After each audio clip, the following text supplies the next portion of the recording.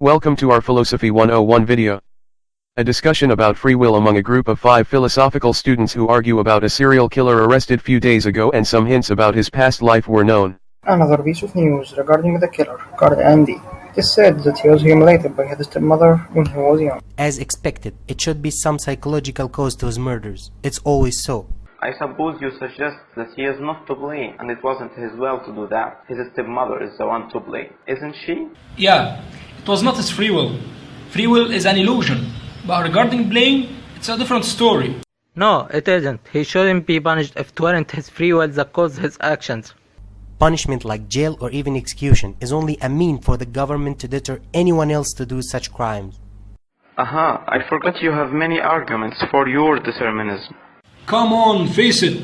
If it hadn't for his stepmom, he would not have been a killer. I do not think so. This might explain why most of his victims were women, but not being a killer. I agree with you. Not everyone whose stepmother deals unfairly with will end up being a killer like him. You're right, but not everybody's him. They differ in mentality, experience, and in genetic materials. Does that mean if that hadn't occurred, he wouldn't have become the killer he is? I think this is not true. If he had those aggressive genes, he would have been in a way a killer. It seems as you believe that he could not have done otherwise. Yeah, he couldn't. It's one scenario. I think this view is kind of more convincing. No, I think it isn't. Free will, of course, does exist. He must have had the choice whenever he murdered the victim. He could have left the victim and didn't kill her. So, I think free will is the topic of tonight. So, what do you think? Could Carl have done otherwise? Actually, he couldn't, but that doesn't mean he didn't choose. He acted actively, with no external constraints upon him, to kill all those victims. Self-determinism. You both do it this way. No other scenarios available. It's quite bizarre.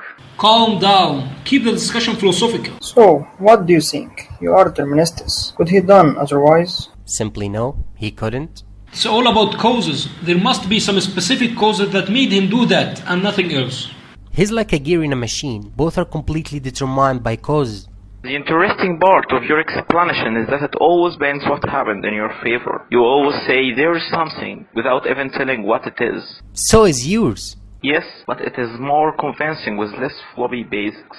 He can't be judged without being defined. Well, Carl definitely could have done otherwise. The fact that he chose to do it that way is because of several factors, but he could have controlled them and said no. And because he had options and only one happened, he must have free will. In fact, all humans must have it. So why didn't he do otherwise? Because more motivations had somehow recommended the option he chose. Floppy explanation just like ours. Why did you even judge us? No, it is less floppy than yours. Yeah, you only said cannot be anything otherwise. Unfortunately, since we only describe past events, we cannot recommend one point of view upon the others. But if we weren't free, ethics and citizenship would be meaningless. Existing in the world does not mean they are right. They are illusions just like free will. Free will exists, but if it weren't, it wouldn't have been a concept in our minds. So, can the dragon be there since we have some imagination about it?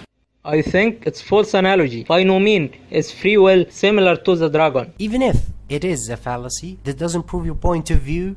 A fallacy or not, free will helps the society and the law. Arguing about the punishment of Carl. If all society refuse his act and will never do something similar, can he be set free? Checkmate. Determinist. Regardless of the joke, you likely seem to detain us to a corner of emotion. I think it may be some kind of appeal to emotion fallacy. No, it isn't. I just want to know how determinism will answer this question. I find him not guilty, so he can easily be freed. But he may kill more people. I think he ought to go to some asylum. If he is freed from these bad ideas, he will be usual, as you and me. If you are suggesting that he has some mental illness, I'm afraid you're wrong, because the way of his serial murders does not show except ingenuity and cleverness. I do not think a mentally ill person could act like him.